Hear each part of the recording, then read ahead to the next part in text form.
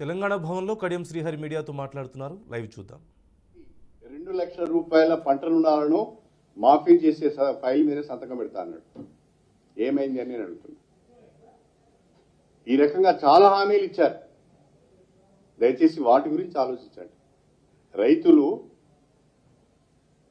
పంట రుణాల మాఫీ గురించి చూస్తున్నారు. రైతులు రైతు బంధు ఇంకా రావడం లేదని చూస్తున్నారు.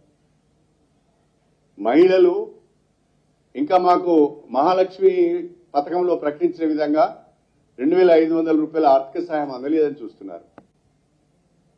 అందరూ అన్నిటికంటే విచారకరమైన విషయం ఏంటంటే, విడ్డూరమైన విషయం ఏంటంటే, ప్రియాంక గాంధీ గారు హైదరాబాద్కు వచ్చి యూత్ డిక్లరేషన్ సభలో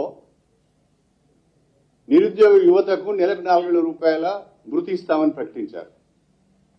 వాళ్ళ మేనిఫెస్టోలో కూడా, అభయహస్తం మేనిఫెస్టోలో యువ వికాసం కింద నిరుద్యోగులకు 4000 రూపాయల భృతి ఇస్తామని చెప్పారు.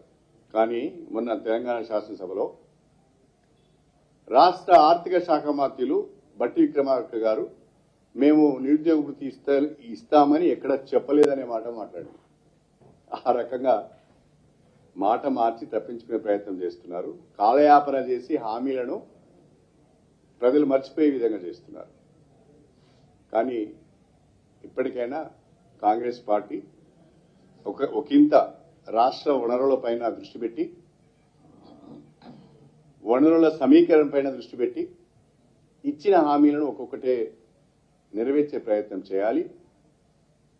100 రోజులు కాదు, 6 మాసాల సమయం తీసుకోండి. మీరు 6 మాసాల లోపైన 412 హామీలను మీరు అమలు చేయాలని చెప్పి భారత రాష్ట్ర సమితి కోరుతున్నది, డిమాండ్ చేస్తున్నది.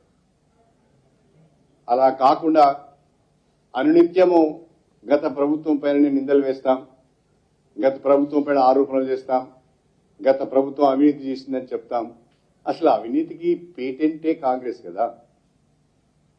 దేశంలో అవినీతిని పెంచి పోషించిన పార్టీ కాంగ్రెస్ పార్టీ కదా.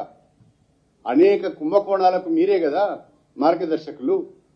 అందుకనే కదా ఇది కాంగ్రెస్ కాదు స్కాంగ్రెస్ అన్నది. కాబట్టి స్కాములు మీకు అలవాటు, మాకు అలవాటు లేదు.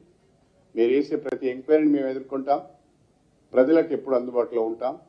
మీరు ఇచ్చిన హామీలను నిలబెట్టేంత, మీరు అమలు చేసేంత వరకు మేము వెంటబడుతూనే ఉంటాం, ప్రజల పక్షాన పోరాటాలు చేస్తూనే ఉంటామని చెప్పి తెలియజేసుకుంటూ సెలవు తీసుకుంటున్నాం. రాష్ట్ర ప్రభుత్వాన్ని ఏప్రిల్ 2022 ఇరిగేషన్ అధికారులు అలర్ట్ చేశారు. రాష్ట్ర ప్రభుత్వం నిర్లక్ష్యంగా వ్యవహరించింది, అందుకే మేడిగడ్డకి పరిస్థితి అని కూడా మంత్రులు అన్నారు. నేనేమంటా, ఎంక్వైరీని నేను ప్రీఎంప్ట్ చేయదలుచుకోలేదు. నాకు కొన్ని ఆలోచనలు ఉండొచ్చు. అన్నిటికంటే ముఖ్యంగా మంత్రి గారికి బాధ్యత ఎక్కువ ఉంటుంది. ఆయన ఒకవైపు జ్యుడిషియల్ ఎంక్వైరీ చేస్తారని చెప్తూ